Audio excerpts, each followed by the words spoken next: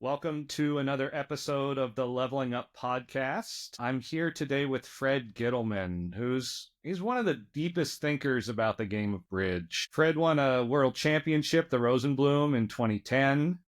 He's won 9 national events, including 2 wins in the Spingold and 1 in the Risinger. He's probably best known as one of the founders of the educational company BridgeBase and the architect of BridgeBase Online. So, Fred, great to have you here. Thanks for being here. Thanks, Adam. My pleasure to be here. Yeah. So, how did you learn bridge? Well, when I was a child in the early 1970s, it was fairly common for people to play bridge socially. And my parents and their friends and relatives would sometimes get together and play bridge. And I would watch, but I didn't really understand. I did play a lot of hearts with my brothers and sisters when I was a kid. So I had some, background in trick-taking games. But it wasn't really until I was about 16 years old in high school that I actually learned the rules of bridge and started to play. And really what happened is I had 3 friends who needed a fourth, and they knew that I was, the kind of kid that liked computers and math and Rubik's cubes and problem solving and things like that. So they figured I would be a natural, and they taught me how to play. So, you just watched your parents play with no real understanding of what was happening. That's right. Yeah. So Okay. I like to think I probably picked up something by osmosis, but hard to say. Okay. And then how did you get good? There's one thing to, get taught and be the fourth, but how did you get good? Well, probably it's fair to say that my path towards getting good was not really conventional, that I wasn't really that interested in being good, at least in terms of winning tournaments and things. I wanted to understand the game, more from a problem solving math point of view. So I spent, most of my waking hours once I learned to play studying declare play problems. So I would, at the time there was not really an internet. So I would go to the library and get books, and I would read back issues of the Bridge World. And all I wanted to do was to be good at solving declare play problems. At the time, I didn't think bidding was particularly interesting, and I didn't really care about it, but I just wanted to be a good card player. So, I spent at least a couple of years focusing on that. Wow. And is that what Bridge Master kind of came out of, that study? I think so. I mean, in particular, the idea for Bridgemaster was one thing, but we had to, come up with all the hands. And I think, I was able to do that fairly easily because I had so many hands in my head after, spending years and years trying to solve these problems, that it was fairly easy for me to, come up with ideas, most of which were not original, but at least, I understood and could build a hand around the idea. It's such an amazing tool, and I recommend it to everyone. Was it as difficult to create and code as I imagine it was? Well, it's not as smart as it appears to be. The difficulty was that every hand, the way we implement it anyways, every hand is programmed separately. And in theory, it's made so that any misplay will be punished and fail, which I think is what makes it good for learning. Now, in practice, there's many ways to misplay most bridge hands. And my wife, Sherry, what her job was I would make a hand and she would try to break it, misplay it in any way she could think of. In most hands, she would invariably find a couple of ways to do it, and then I would fix it, and then she would break it again, and I would fix it. And eventually, we would get to the point that we didn't think it could be broken. So it was kind of, a little bit stressful in our relationship, but, we made a good working team. So you had to anticipate every dumb thing that someone could do, or every wrong thing at least. Yes, including ones that were completely absurd, mostly as a matter of pride. We just didn't want something crazy, even if nobody would ever try it, to actually work. How good a tool do you think it is for someone at the expert level trying to get better? Like the situation I find myself. Well, I think it depends a little bit on the individual. Like if you have the kind of background that I did, where you deeply studied, card play already, you've probably seen most of it before, and it, may be good for a tune-up, but it's not like you're likely to learn, additional techniques. But I do think that there's a lot of, extremely good players that, either they're not the studious types or they don't enjoy reading books or, whatever. They just never bothered to do that, immerse themselves in it. Probably could pick up a few things that they hadn't seen before. Now, I mean, at the table, some players are sufficiently good that they can work things out from first principles. But, that takes some skill and it's an error prone process and it takes mental energy. So if you can recognize a situation without having to think it through, there are some advantages. Yeah, I mean, I've gone through Bridgemaster several times, and I know all of the concepts, but I feel like just having that refresher is useful. It's like, oh yeah, this is one of those where you duck the first round, and Sure, right, it makes it so it's in your front of mind. absolutely. Like when you're at the table, you're going through this Rolodex of strategies that you know, Hmm. and yeah, it's back in there somewhere, but I feel like if it's been accessed recently, you're much more likely to find it. For sure. And I mean, bridge is a timed event. So it's not like you can spend, you know, all of your mental energy on any given problem because you're going to run out of time. And even if you could do that, you would get tired out before you got to the fourth board. So, Yeah, no, you need those shortcuts. mhm. Yeah. So, what do you think differentiates people at different levels? At any given time, there's a select group of players, maybe 10 to 20, that are just better than everyone else. And I do think I was never one of those players. We'll get to where I was in a minute. But these people have something special about them. Either there's something innate skill for bridge, or they, did something when they were children that, trained their mind to be great at bridge. But, it's when I was a young player, for example, I got the chance to play with Jeff Hampson. We grew up in the same area of Toronto. We played in the same bridge club.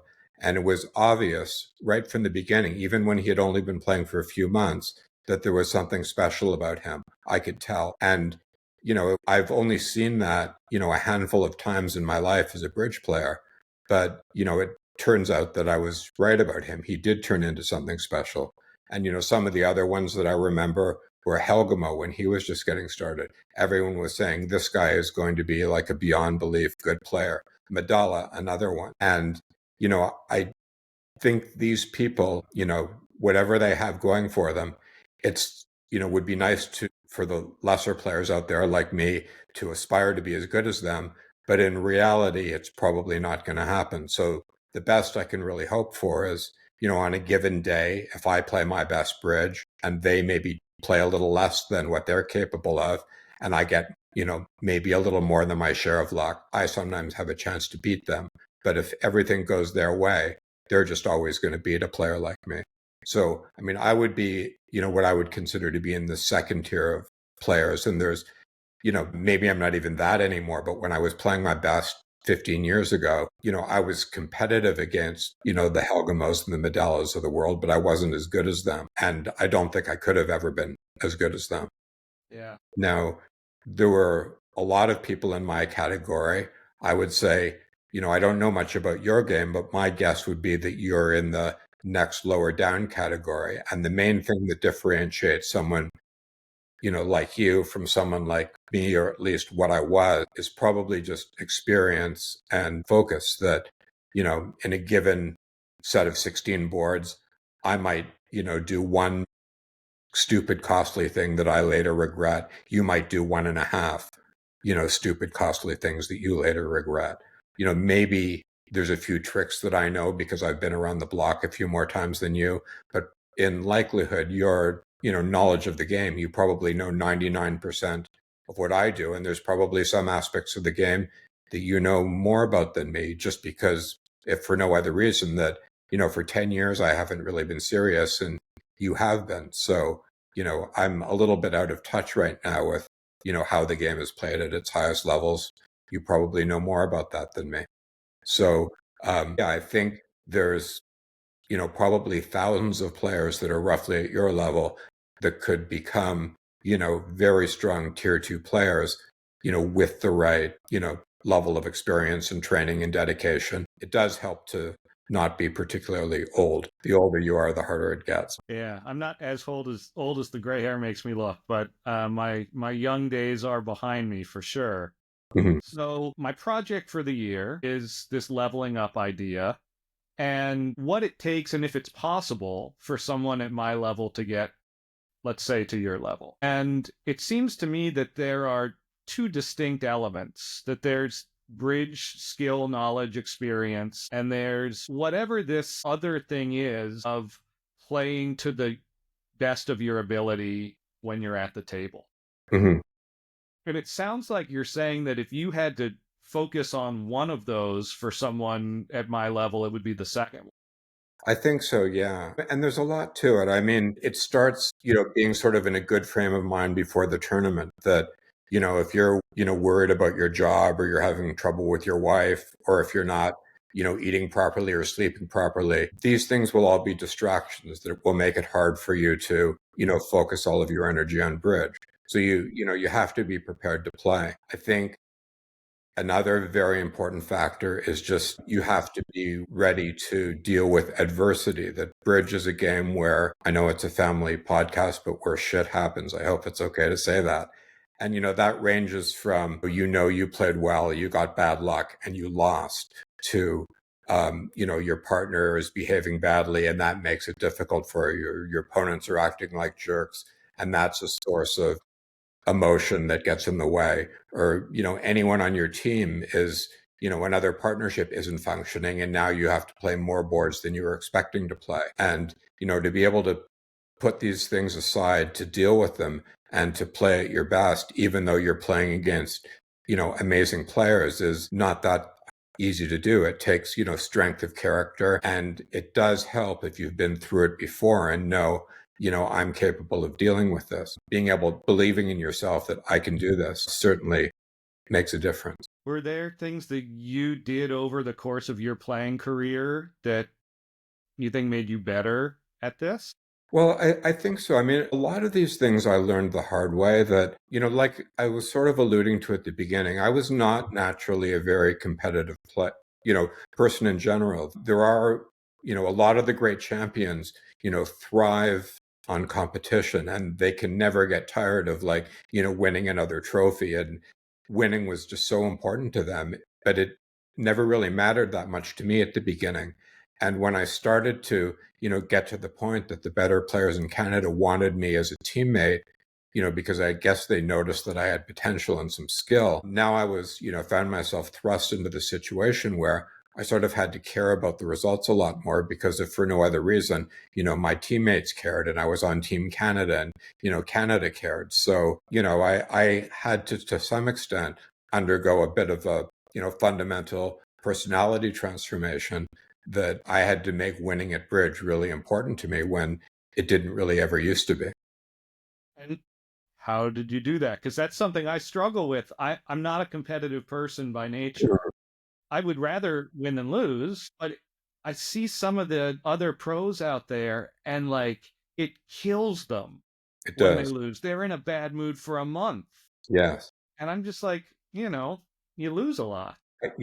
I would say one of the best things that happened to me was playing with famous Canadian player Joey Silver. You've probably heard of. He doesn't play much anymore, but Joey is one of these guys that lives to compete. And he's also a strong player, but he wasn't one of the one or two best players in Canada. But he played. His results were better than anyone's, I think, at the time, just because he was able to get the most out of himself.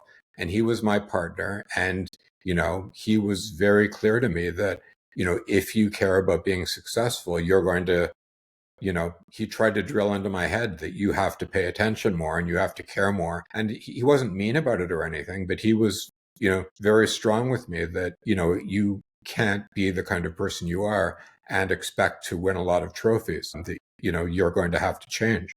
And I think having someone lay that out for me, sort of inspired me to change. After that, some of my other partners, George Middleman, who truly was a, great Canadian player, he was a difficult partner though, had emotional problems at the table.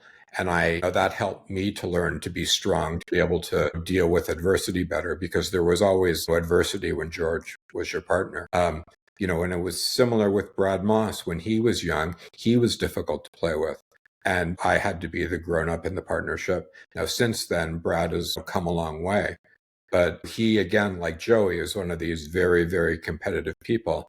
And it killed him to get a ridiculous result and to lose. So I think that rubbed off on me to some extent as well. So, were there any exercises you did or anything in between tournaments to work on concentration or any of these at the table attributes? Well, I mean, I was never somebody that went to a lot of regionals or anything like that. I didn't enjoy that. And I did enjoy the working on BBO. So I spent, most of my, 20s, 30s, and 40s sitting in front of a computer. But the work I did was related to bridge, and I interacted a lot with bridge players and, talked a lot with people about hands. So bridge was always on my mind. And even though I wasn't actively trying to train myself to perform well, I think just the fact that I was so immersed in bridge helped me to stay sharp and stay on top of things. At the time, when BBO started and when I was, at my most serious in bridge, view graph was just becoming a thing. And I was very interested not only in doing the commentary, but just watching to see what the best players in the world are doing and trying to get a better sense of how great players play bridge in different circumstances. That's something that I would still recommend to people, is to watch ViewGraph, pay close attention, and just try to get a sense of you'll see that there are some players that play extremely down the middle. They always give honest count, they always have their bid. Their game is just to try to not ever make a mistake. And there's others, especially nowadays, that play a much more active game and, will try to induce their opponents to make mistakes. And it's a much more volatile approach. But, getting a sense of different styles and how different players from different parts of the world play, I think, helped to prepare me for when I played against them, what to expect. So, part of it for you was scouting. Scouting, exactly, yeah. And I mean, before there was ViewGraph, there were things like this, the World Championship books. So I Mhm. would read these inside out. Something else that I would do is the Bridge World magazine.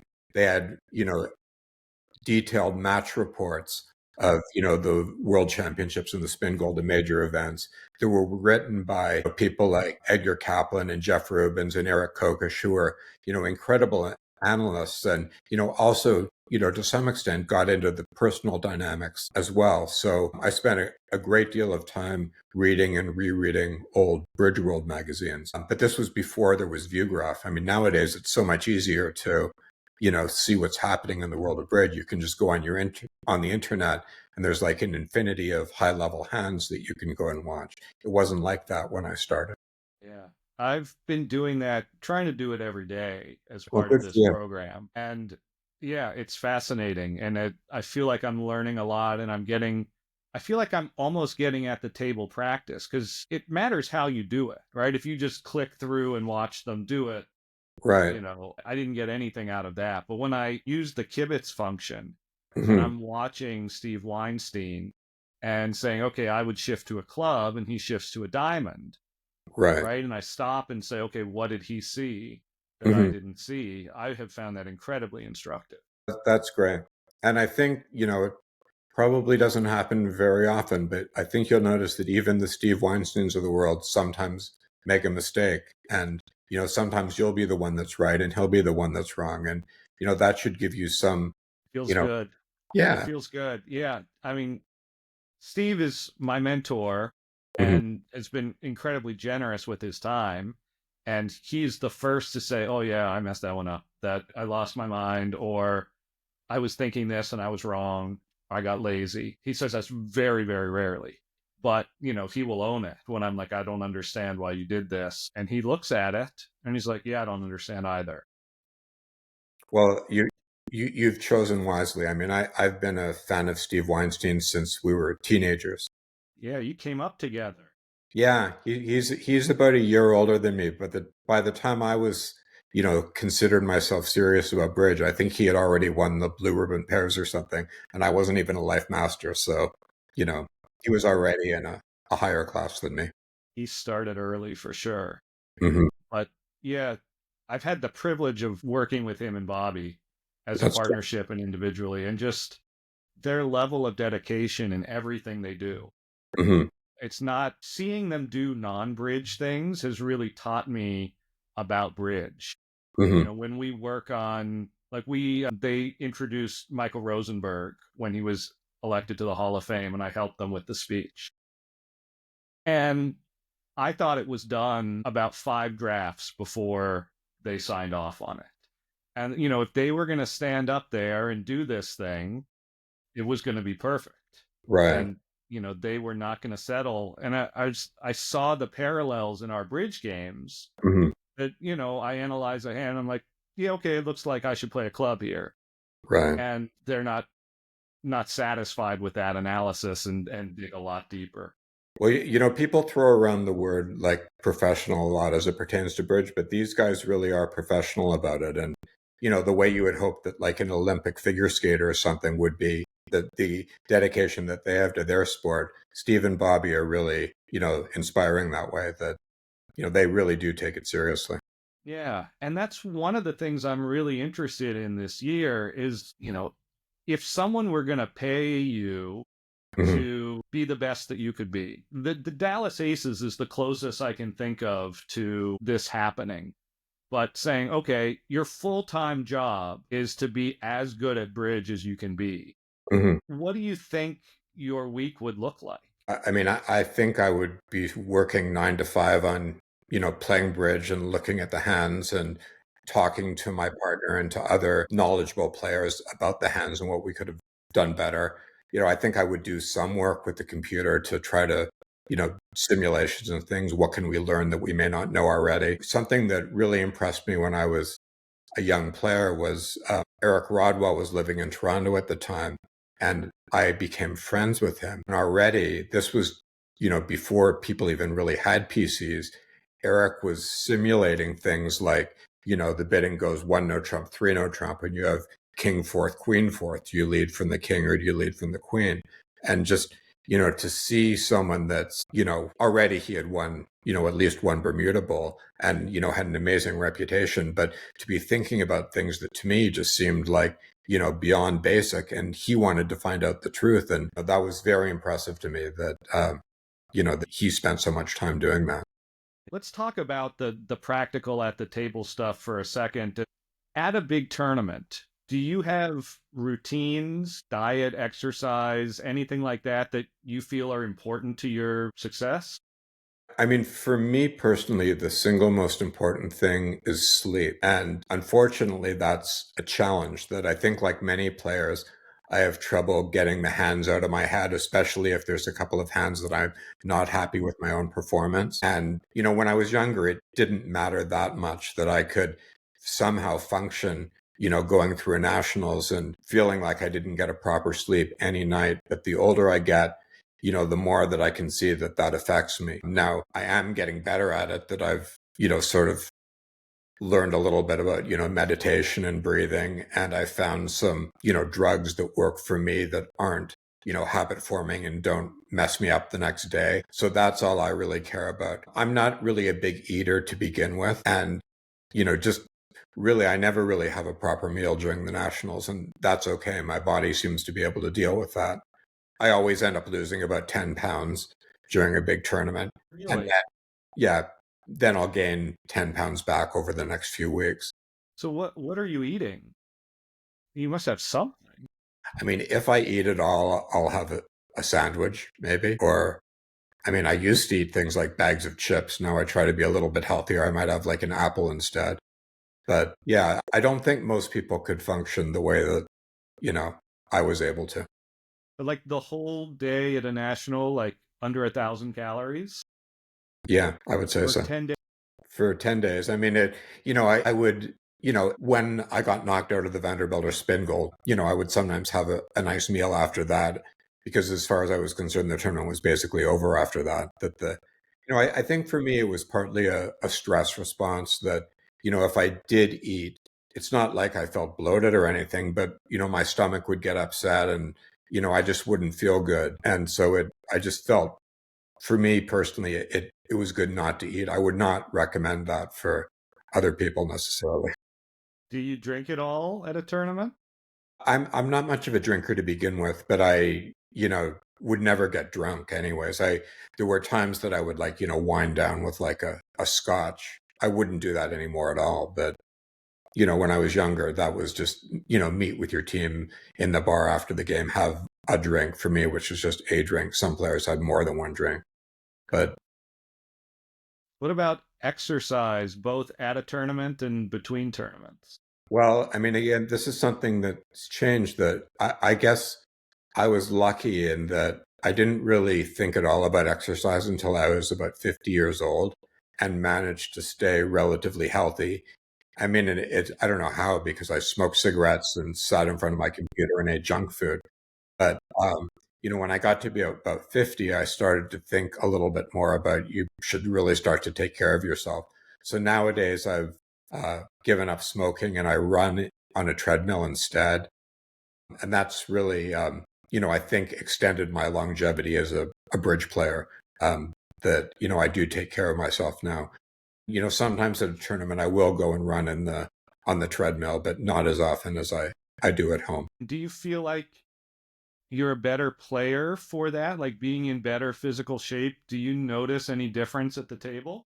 Nowadays I do, but it's primarily because of stamina that I'll feel like I can stay fresh for the entire day if I'm feeling physically strong. I don't get headaches as much as I used to. I think that's probably partly because, I'm not smoking and I'm breathing better. And, I do care a little bit about nutrition now and when I didn't used to care at all. Yeah. What about just general prep, the month or two before a tournament? Do you do anything different to get yourself ready?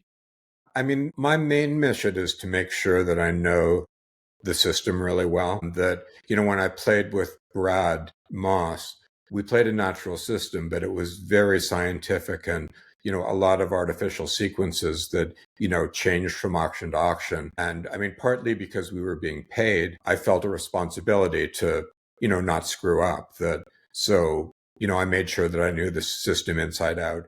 Brad and I would get together maybe once a year and spend a weekend going through every line of the notes, making sure it still all made sense, changing things, deleting things. So, I mean, I think that, having good system notes with your regular partner is certainly something I believe in.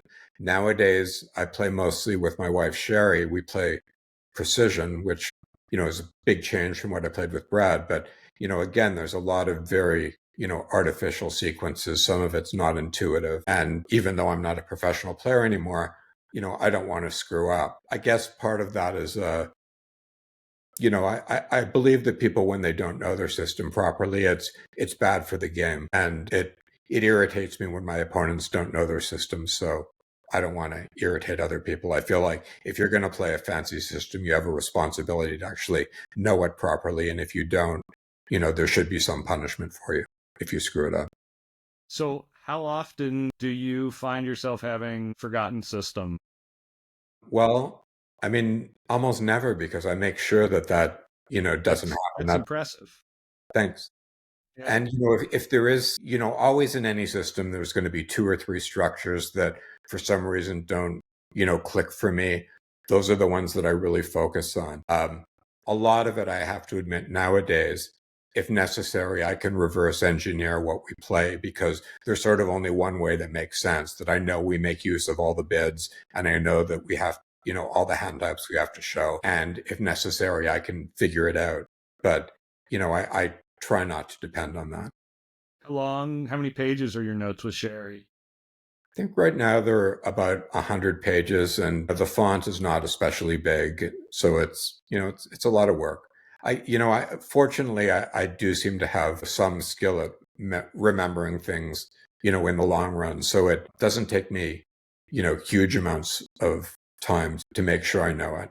But, How long were the notes with Brad? Do you remember? I think about the same. Yeah, that seems like a good length. I think so. So, when you find yourself making blunders, right? Mhm. Because we all do, Yes.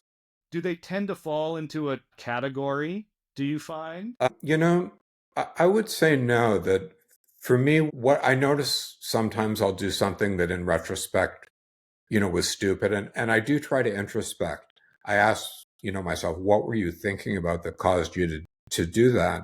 And almost always the answer was, I just wasn't thinking clearly. I was distracted. I was thinking about something else. It wasn't like, I went through like a long chain of inferences and I made a mistake somewhere along the line. It's just that I was daydreaming or, for some reason I wasn't there.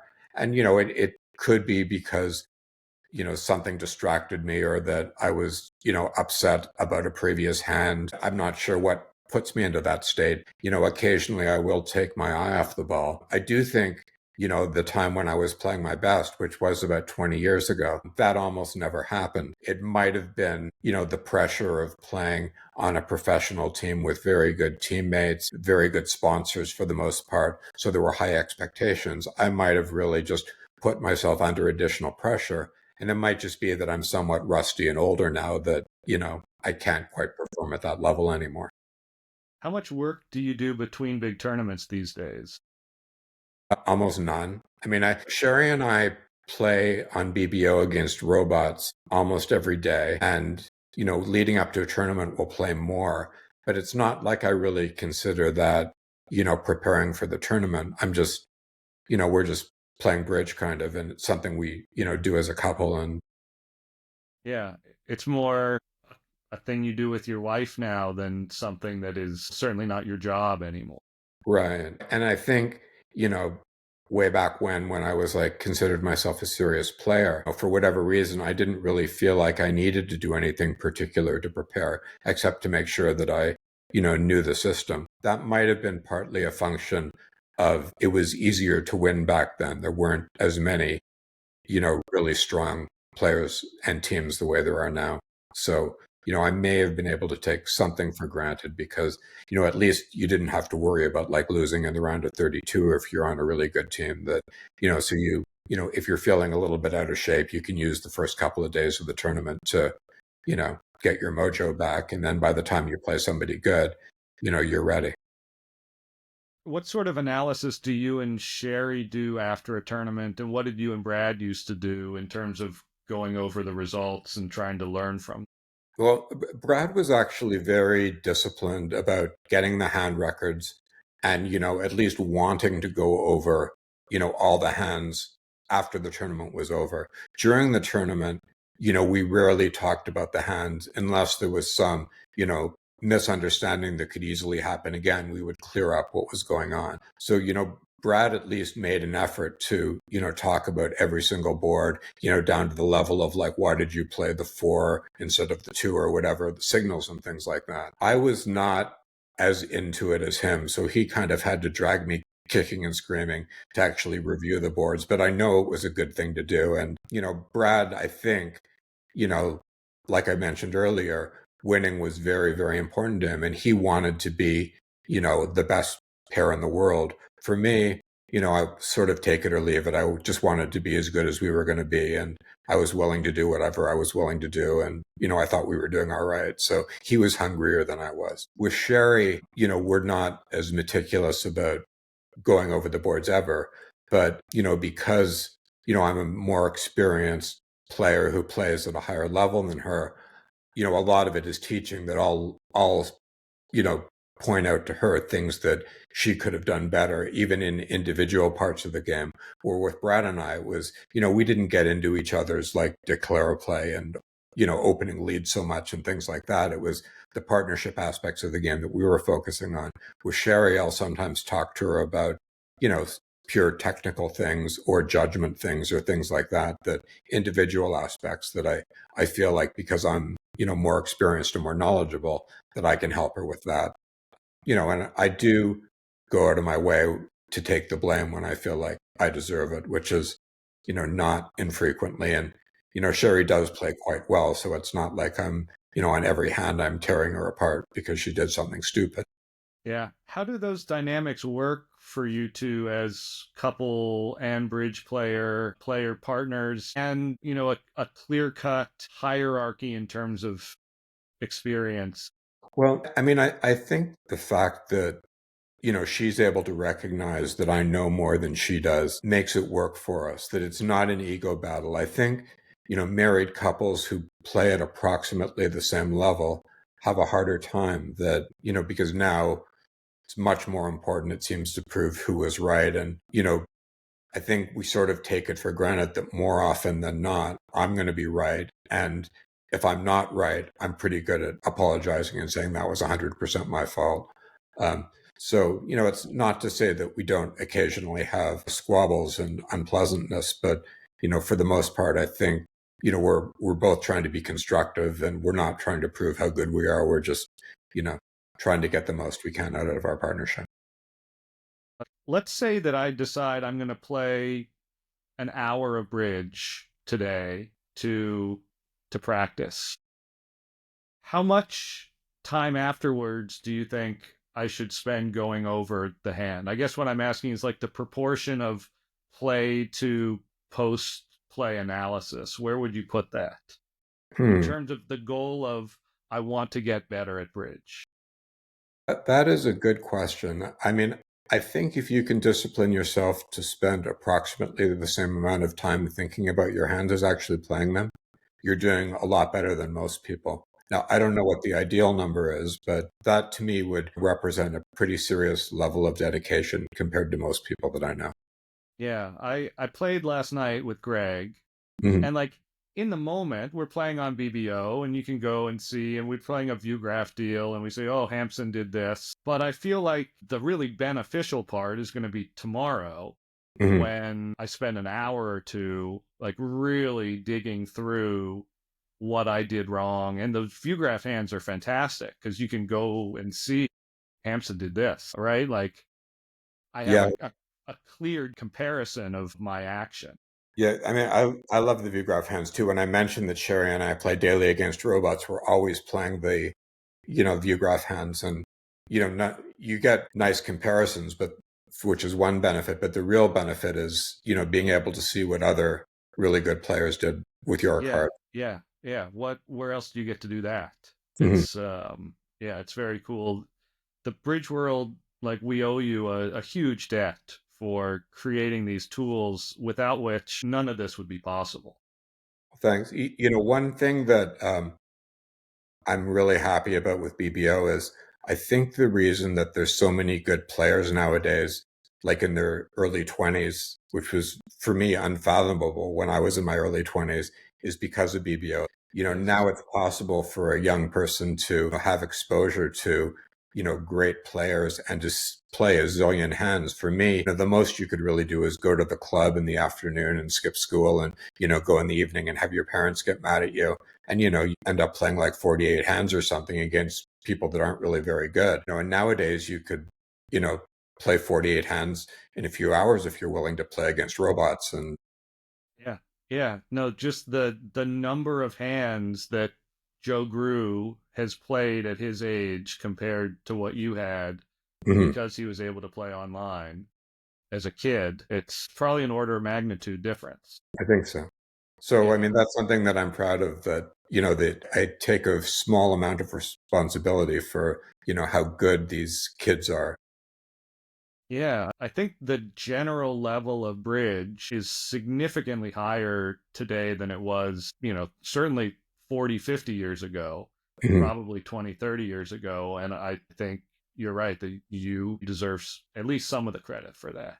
Well, thanks. A lot of people have had the Zia suggestion of, you need to play money bridge because it raises the stakes and it really makes the things important. And you told me in an email that Sherry came up with a different system. Can you Right. tell us about that?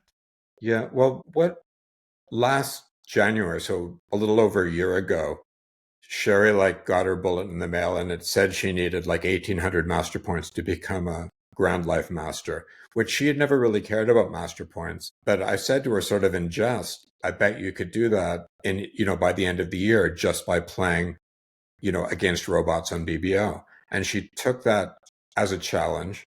And, we figured out she needed to win about 5 points a day, and that would give her a little bit of breathing room. And we would also go to the nationals. She'd presumably win something there. And so every day she had to win 5 master points. The most she could win is 0.9 at a time by playing against the robots. And this was really good for her bridge because now all of a sudden there was a cost to screwing up because she didn't particularly enjoy playing against the robots.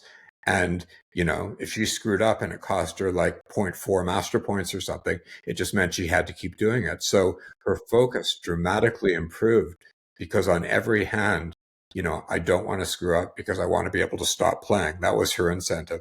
And I think, the Zia theory is that, your incentive is I don't want to lose money, but you have, if there's something to gain or to lose by practicing, that's a good thing. And for Sherry, what she was trying to gain was to get this over with, and that seemed to work for her. And did she find that her game improved? I think she did. Well, I mean, I can tell you for sure her level of focus and her general card play skills improved. The word is still out on her bidding judgment because she did spend a year with a partner that doesn't really have great judgment and that she did a lot of bidding for her partner. So, Yeah. we'll see if that had an impact on her or not. I'm a little bit wary about that, but I think she probably survived. Changing gears entirely, but I want to ask you this. Like, why do you think robots can't compete with humans at bridge when they can at chess? I think it's primarily a function of just the effort that's been thrown at it. That ever since probably the 1950s, one of the, defining goals of computer science has been, can we make a chess playing program? Like serious scientists have been working on the problem ever since then. And companies like IBM have put, millions of dollars towards the problem. And, so it was taken very seriously. I don't think the equivalent amount of effort has been thrown at bridge yet. And I think that if and when that happens, we're probably going to see some very good bridge playing robots. So you think that the limiting issue is not the game itself, I do. but I just think the resources? exactly. And what's your prediction on what AI is going to do to it? I mean, I think again, it depends on the number of serious like AI scientists who dedicate themselves to the project. I really hope it happens in my lifetime because I think it's possible that, we may learn that we don't really know as much about bridge anywhere near as much as we think we do. And I'd love to learn some things that I don't know. And as I understand it, that's already happened with games like Go and backgammon and chess that, games that people have played for centuries that we thought we knew pretty well. We've sort of learned that there's some things about the game that we didn't really know very much about at all. And I'd love to see that happen with bridge. Yeah, I would love to see one of these large language models trained on bridge and just say, we're not going to give you any constraints, just come up with a bidding system. Right? Because they don't have the memory constraints that we do. Right. It would be fascinating. There would be a lot of transfers and relays, I think. Yeah. But I think it would also be really cool to constrain it. Okay, you have to use this ridiculous 4-3-2-1 point count, and one spade has to show 5 spades. Right. All right, within these constraints, take it away. Hmm. So yeah, I'm excited. Does that interest you at all as like a second life in bridge tech?